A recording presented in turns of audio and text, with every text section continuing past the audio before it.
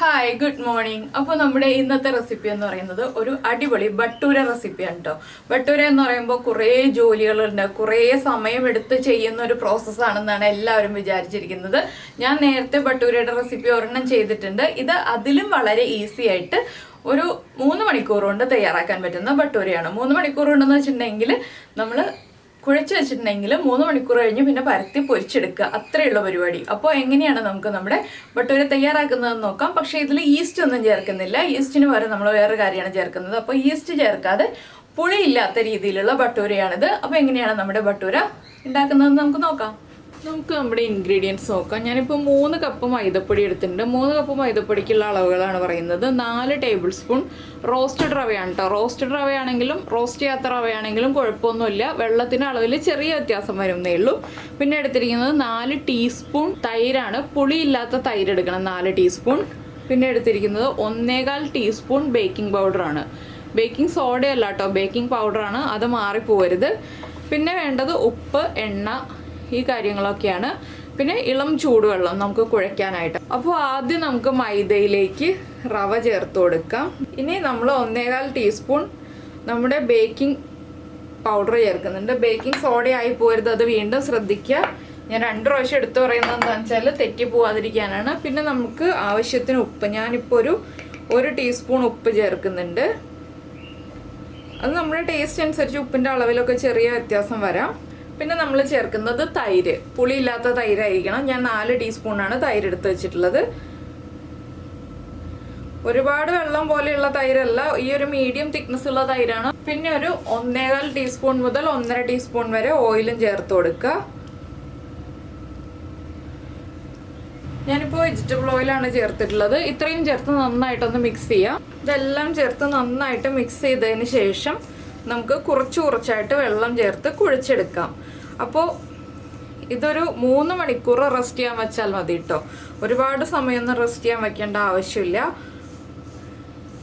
എല്ലാം ചേർത്ത് നന്നായിട്ട് മിക്സ് ചെയ്തിട്ട് നന്നായിട്ടൊന്ന് കുഴച്ചെടുക്കണം എന്നുള്ളത് മാത്രമേ ഉള്ളൂ. അപ്പോൾ ഞാനിതൊന്ന് നന്നായിട്ട് മിക്സ് ചെയ്തെടുത്തിട്ടുണ്ട്. ഇനി നമുക്ക് കുറച്ചായിട്ട് വെള്ളം ചേർത്ത് കുഴച്ചെടുക്കാം.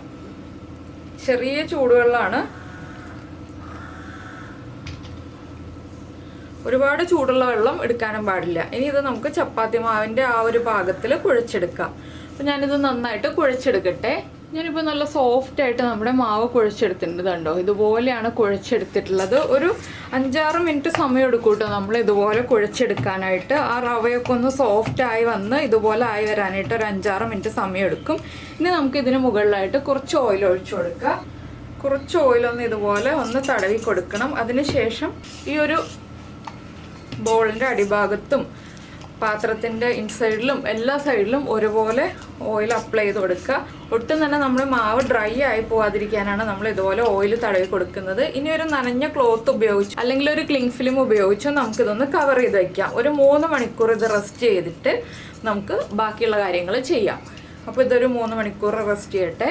ഇപ്പോൾ നമ്മൾ നമ്മുടെ മാവ് റെസ്റ്റ് ചെയ്യാൻ വെച്ചിട്ട് ഒരു 3 മണിക്കൂറായി. ഇനി നമുക്കിത് ബോൾസ് ആക്കി എടുക്കാം. സാധാരണ നമ്മൾ ഈസ്റ്റ് ചേർത്ത് കുഴച്ച് വയ്ക്കുമ്പോൾ ഉള്ളതുപോലെ ഡബിളായിട്ട് പൊങ്ങി വരുമൊന്നുമില്ല കേട്ടോ. ഇതുപോലെ തന്നെ ഇരിക്കുള്ളൂ. ഇനിയിപ്പോൾ നമുക്കിത് ഓരോ ബോൾസ് ആക്കാം. നമുക്ക് എത്രത്തോളം വലിപ്പമുള്ള ബട്ടൂര വേണോ അതനുസരിച്ച് നമുക്ക് ബോൾസ് ആക്കി എടുക്കാം. ബോൾസ് ആക്കുമ്പോൾ പ്രത്യേകം ശ്രദ്ധിക്കേണ്ട ഒരു കാര്യം, ഒട്ടും ക്രാക്കില്ലാത്ത രീതിയിൽ ബോൾസ് ആക്കി വയ്ക്കുക. അപ്പോൾ കയ്യിലൊന്ന് എണ്ണ തടവിയിട്ട് ബോൾസ് ആക്കുകയാണെങ്കിൽ നമുക്ക് പെർഫെക്റ്റ് ആയിട്ടുള്ള ബോൾസ് ആക്കി എടുക്കാം. അപ്പോൾ ഞാൻ കുറച്ച് വലിയ ബട്ടൂരയാണ് ഉണ്ടാക്കുന്നത്. അപ്പോൾ നിങ്ങളുടെ കയ്യിൽ വലിയ ചട്ടി ഉണ്ടെന്നുണ്ടെങ്കിൽ കുറച്ച് വലിയ ബട്ടൂര ഉണ്ടാക്കുകയായിരിക്കും കൂടുതൽ ഭംഗി കാണാനായിട്ട്. അപ്പോൾ നമ്മൾ ഹോട്ടലിൽ നിന്നൊക്കെ വാങ്ങിക്കുമ്പോൾ കുറച്ച് വലിയ ബട്ടൂരയല്ലേ കിട്ടുക. അപ്പോൾ ഞാൻ ഈ ഒരു വലിപ്പത്തിലാണ് ബോൾ റെഡിയാക്കിയിട്ടുള്ളത്. ഇതുപോലെ എല്ലാ ബോൾസും റെഡിയാക്കി എടുക്കട്ടെ. അപ്പോൾ നമ്മൾ ബോൾസ് ഉരുട്ടി എടുത്തിട്ടുണ്ട്. അപ്പോൾ ഞാൻ കുറച്ച് വലിയ ബോൾസ് ആണല്ലോ ഉണ്ടാക്കുന്നതെന്ന് പറഞ്ഞത്. അപ്പോൾ നിങ്ങൾക്ക് ഇതിലും ചെറിയ ബോൾസ് ഉണ്ടാക്കാം കേട്ടോ. ഇനി ഇത് ഡ്രൈ ആയി പോകാതിരിക്കാനായിട്ട് നമ്മൾ ഒന്നുകിൽ ഒരു നനഞ്ഞ തുണി ഉപയോഗിച്ച് അടച്ചു വയ്ക്കുക, അല്ലെങ്കിൽ പാത്രത്തിൻ്റെ ലിഡ് ഉപയോഗിച്ച് അടച്ചു വയ്ക്കുക, അല്ലെങ്കിൽ ക്ലിംഗ് ഫിലിം ഉപയോഗിച്ച് തന്നെ കവർ ചെയ്ത് വയ്ക്കുക. ഞാനിപ്പോൾ ഈ പാത്രത്തിൻ്റെ ലിഡ് ഉപയോഗിച്ച് തന്നെ അടച്ചു വെച്ചിട്ട് ഓരോന്ന് പരത്തിയെടുക്കാൻ പോവാണ്. ഇനി നമുക്ക് പരത്തി തുടങ്ങാം. പരത്തി തുടങ്ങുമ്പോൾ നമ്മൾ കുറച്ച് പൊടിയിട്ടിട്ട് പരത്തിയെടുക്കാം കേട്ടോ. ഒരുപാട് പൊടി വേണ്ട, കുറച്ചായിട്ട് പൊടിയിട്ട് പരത്തിയെടുക്കാം നമുക്ക്. ഞാനപ്പോൾ കുറച്ച് പൊടി ഇട്ട് കൊടുക്കുന്നുണ്ട്.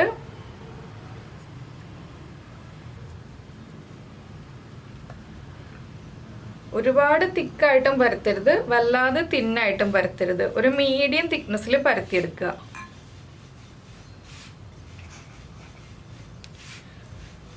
നിങ്ങൾക്ക് ഇത് ചെറിയ ഷേപ്പിൽ പരത്തിയാൽ മതി എന്നുണ്ടെങ്കിൽ, ചെറിയ റൗണ്ടായിട്ട് പരത്തിയാൽ മതി എന്നുണ്ടെങ്കിൽ ഇത്രയും വലിയ ബോൾസ് ആയിട്ട് പരത്തിയെടുക്കണ്ട. അതുപോലെ തന്നെ ഷേപ്പിൽ വേണമെന്നുണ്ടെങ്കിൽ കട്ടർ ഉപയോഗിച്ചോ എന്തെങ്കിലും ഉപയോഗിച്ച് കട്ട് ചെയ്തെടുക്കാം കേട്ടോ.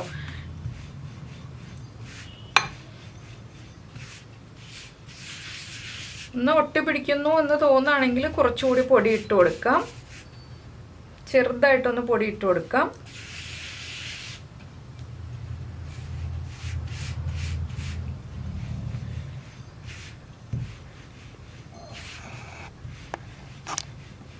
നമ്മളിങ്ങനെ കൈ കൊണ്ട് തിരിച്ച് കൊടുക്കുമ്പോൾ കറക്റ്റായിട്ട് ഷേപ്പായി വന്നോളും. ആദ്യമേ ഷേപ്പായില്ലെങ്കിലും കുഴപ്പമൊന്നുമില്ല, അതൊന്നും വലിയ വിഷയമാക്കേണ്ട ആവശ്യമൊന്നുമില്ല. അപ്പോൾ ഇതാ ഞാനിപ്പോൾ ഇതുപോലെ പരത്തി എടുത്തിട്ടുണ്ട്. ഇത് കണ്ടോ, ഒരുപാട് തിക്കുമല്ല ഒരുപാട് തിന്നുമല്ല, ഈ ഒരു വലിപ്പത്തിൽ ഈ ഒരു തിക്നെസ്സിലാണ് ഞാൻ പരത്തി എടുത്തിട്ടുള്ളത്. ഇതുപോലെ എല്ലാം പരത്തി വയ്ക്കട്ടെ. ഭട്ടൂര പരത്തി തുടങ്ങുമ്പോൾ തന്നെ എണ്ണ ചൂടാക്കാൻ വയ്ക്കുക. എണ്ണ നന്നായിട്ട് ചൂടായതിന് ശേഷം മാത്രം ഭട്ടൂര എണ്ണയിലേക്ക് ഇട്ട് കൊടുക്കുക. അപ്പോൾ നന്നായിട്ട് എണ്ണ ചൂടായി വന്നിട്ടുണ്ട്. ആദ്യമേ ഇടുന്നത് കറക്റ്റ് ആവണം എന്നില്ല കേട്ടോ. എന്താണെന്ന് വെച്ചാൽ എണ്ണയുടെ ചൂട് കറക്റ്റ് ആയാലേ ആദ്യമേ ഇടുന്നത് കറക്റ്റ് ആവുള്ളൂ.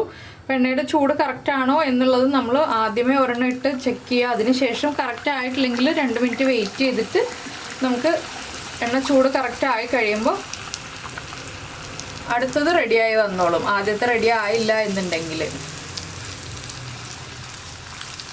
അപ്പോൾ ഇതാ നമ്മുടെ ഭട്ടൂര പെർഫെക്റ്റ് ആയിട്ട് പൊങ്ങി വന്നിട്ടുണ്ട്. ഒന്ന് വെയിറ്റ് ചെയ്യുക, അടുത്ത സൈഡ് ഒന്ന് കുക്കായി വരാൻ. ഇതൊന്ന് തിരിച്ചിട്ട് കൊടുക്കാം നമുക്ക്. ഒന്ന് കുക്കായി വരട്ടെ അടിയിലുള്ള ഭാഗം. എണ്ണയുടെ ചൂട് കറക്റ്റ് ആണെങ്കിൽ ഇതുപോലെ പെർഫെക്റ്റ് ആയിട്ട് പൊങ്ങി വരുള്ളൂ കേട്ടോ. അതുപോലെ ആ തിക്നെസ് നമ്മൾ കറക്റ്റായിട്ട് മെയിൻറ്റെയിൻ ചെയ്തിട്ടുണ്ടെങ്കിൽ മാത്രമേ നമുക്ക് ഈ ഒരു ബോൾ പോലെ പൊങ്ങി കിട്ടുള്ളൂ, അല്ലെങ്കിൽ കറക്റ്റായിട്ട് പൊങ്ങി കിട്ടില്ല. ഇനി നമുക്കിത് അടുത്ത സൈഡിലേക്ക് തിരിച്ചിട്ട് കൊടുക്കാം. കണ്ടോ, നല്ല അടിപൊളിയായിട്ട് ഭട്ടൂര റെഡിയായി വന്നിട്ടുണ്ട്. ഇനി ഈ സൈഡും കൂടി കുക്കായി വരട്ടെ. അപ്പോൾ എല്ലാവർക്കും ഈ ഒരു ഭട്ടൂരയുടെ റെസിപ്പി ഇഷ്ടമായിട്ടുണ്ടാവുമെന്ന് വിചാരിക്കുന്നു. വളരെ ഈസി അല്ലേ, വളരെ എളുപ്പത്തിൽ തയ്യാറാക്കാം. അധികം ഇൻഗ്രീഡിയൻസും വേണ്ട, അധികം സമയവും വേണ്ട, വളരെ പെട്ടെന്ന് തന്നെ തയ്യാറാക്കാൻ പറ്റിയ റെസിപ്പിയാണ്. അപ്പോൾ ഇഷ്ടമായിട്ടുണ്ടെങ്കിൽ ഒന്ന് കമൻറ്റ് ചെയ്യാനും ലൈക്ക് ചെയ്യാനും ഒന്നും മറന്നു പോകരുത് കേട്ടോ. പിന്നെ നമ്മുടെ ചാനൽ ആദ്യമായിട്ട് കാണുകയാണ്, നമ്മുടെ വീഡിയോ പ്രസൻറ്റ് ചെയ്യുന്ന രീതിയൊക്കെ ഇഷ്ടമായി എന്നുണ്ടെങ്കിൽ നമ്മുടെ ചാനലൊന്ന് സബ്സ്ക്രൈബ് ചെയ്ത് സപ്പോർട്ട് ചെയ്യണേ. സബ്സ്ക്രൈബ് ചെയ്യുന്നതിന് ഈ വീഡിയോയുടെ താഴെയുള്ള റെഡ് സബ്സ്ക്രൈബ് ബട്ടൺ ഒന്ന് ക്ലിക്ക് ചെയ്യുക. ഇനി റൈറ്റ് സൈഡിലുള്ള ബെല്ലൈക്കണും ക്ലിക്ക് ചെയ്യുക. അപ്പോൾ ഓൾ എന്ന് പറഞ്ഞിട്ടൊരു ഓപ്ഷൻ കാണാം. ആ ഓളും കൂടി പ്രസ് ചെയ്തിട്ടുണ്ടെങ്കിൽ ഞാൻ എപ്പോഴും വീഡിയോ അപ്ലോഡ് ചെയ്യുമ്പോൾ നിങ്ങൾക്ക് നോട്ടിഫിക്കേഷൻ വരും. അപ്പോൾ അടുത്ത സൈഡും ഇതുപോലെ ഒന്ന് കളറായി വരുമ്പോൾ നമുക്ക് എണ്ണയിൽ നിന്ന് മാറ്റാം. ഇത്രയുള്ളൂ ഭട്ടൂരയുടെ പരിപാടി. അപ്പോൾ എല്ലാവരും ട്രൈ ചെയ്ത് നോക്കാം കേട്ടോ. ഞാനിതുപോലെ എല്ലാം ഫ്രൈ ചെയ്തെടുക്കട്ടെ. ഞാൻ അടുത്ത ഭട്ടൂരയും റെഡിയാക്കി എടുത്തിട്ടുണ്ട്. അപ്പോൾ ഇതുപോലെ എല്ലാ ഭട്ടൂരയും ഞാൻ റെഡിയാക്കി എടുക്കട്ടെ. അപ്പോൾ നമുക്ക് നമ്മുടെ അടുത്ത റെസിപ്പിയുമായിട്ട് അടുത്ത ദിവസം വീണ്ടും കാണാം.